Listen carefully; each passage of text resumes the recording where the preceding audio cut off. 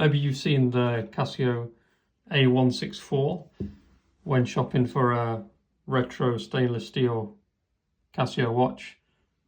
This video is going to help you contrast that to some of the other popular models, maybe help you make your purchase decision. So here we have the A164. You can see that the thing that makes it stand out to me when I recognise this watch is it's got this blue border around the side. That's kind of how I know it's the A164. Pretty standard affair. Let's bring in the other two watches. So on the right here I've got the A168. You can see straight away that's a slightly bigger watch. And then on the left here we've got the by far the most popular stainless retro watch from Casio, the A158, and that's slightly smaller. So these are in from smallest, medium, largest. So A158 on the left, and if we spin them around here on the side, you'll see that that size difference is roughly maintained. So the A168 on the right is definitely bigger than the other two, and then the 158 and the 164 in the middle, kind of similar. But if you place them on the table like this, zoom in on the 158 and the 164, the 164 does sit a bit larger on the wrist, sits a bit higher. And you see the thing that, again, that thing that stands out here is the blue border. The thing that's common between the 158 and the 164 is the backlight. You see very dim green light here, very dim green light here. As you'll see from my other videos, the 168's got a much better backlight. Then I think about the bezels. I look at the bezel differences here, and you see there's a lot of chrome plating here on the 164, not as much there on the 158.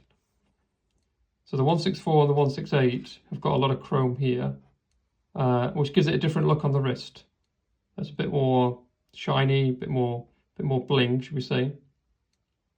So the 158 is the most understated watch, especially when you think about the size. Let's think about the straps. So the strap on the 164 is the same as the strap on the 158. So you see the oyster style big links in the middle. I find these watches catch my hair quite a lot. I don't know what it is about the 168, but as I've said in my other videos, the slight different size here, the small and middle oyster style links, makes it catch much less hair on the wrist. Let's have a look at how they all appear on my 16cm wrist. So first of all, let's go for the 158 next to the 164. A very, very similar look. Maybe if you want a bit more colour, the 164 is a good choice for you. One of the things that I'm not super keen on with the 164 is you see just here where the bracelet joins the strap. It's just not quite as seamless. The 158 does it really well, so it sort of blends case and bracelet seamlessly. Whereas the 164, you get this sort of annoying slight divot. But maybe that's just me nitpicking.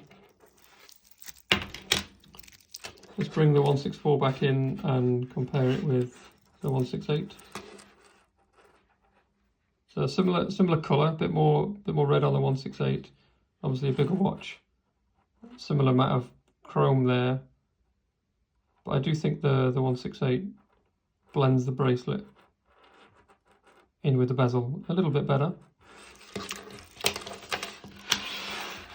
Okay, I hope you find that useful. And if you're deciding to purchase a 164, you've got a better idea now how they compare with the 158, the 168. Speak to you soon.